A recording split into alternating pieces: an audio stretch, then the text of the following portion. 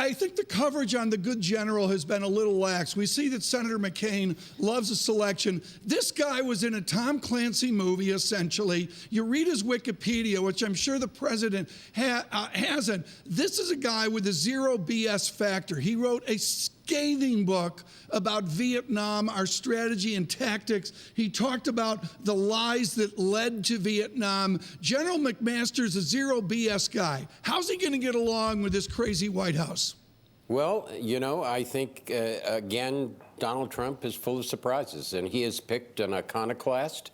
In his book, Dereliction of Duty, he blasted the military for not challenging Lyndon B. Johnson and his conduct of the Vietnam War.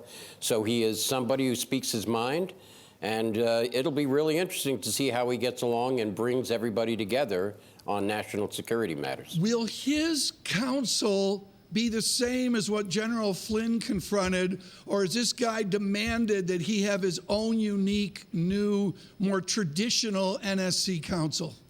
Well, you know, we have not found out whether he has absolute power. So to pick his staff, that was an issue for some of the people who declined to take that job. So it'll be interesting to see how he actually compiles his power base in the White House. You know, I look, Marty, and Francine, I look at the weekend here. I think this is important. It was sort of a jumble, Francine, weekend. It wasn't what we see. When I say crazy White House, I don't mean that in a negative way. It's just the signals were like this every weekend. This weekend was a little calmer. Right. I mean, certainly Sweden was a little bit confused over the weekend. I'll give you that Sweden, for free, right? Yeah, I'll give you that. Yeah. Right. So, Marty, I mean, we heard from the Prime Minister of Sweden not a long time ago saying, look, people need to stick to facts and verify information before it's spread. Does this play out in the U.S.? Are people questioning still what Donald Trump meant to say in that rally?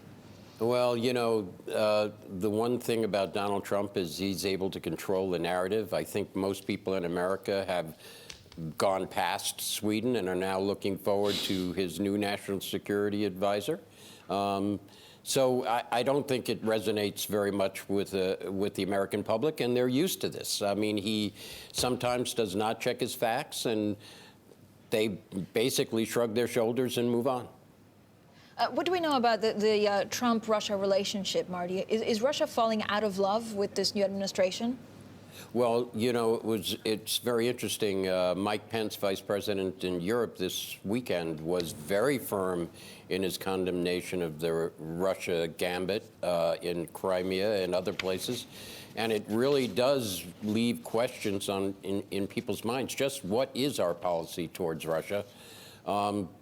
Outwardly, it seems like the relationship is deteriorating, but we'll see.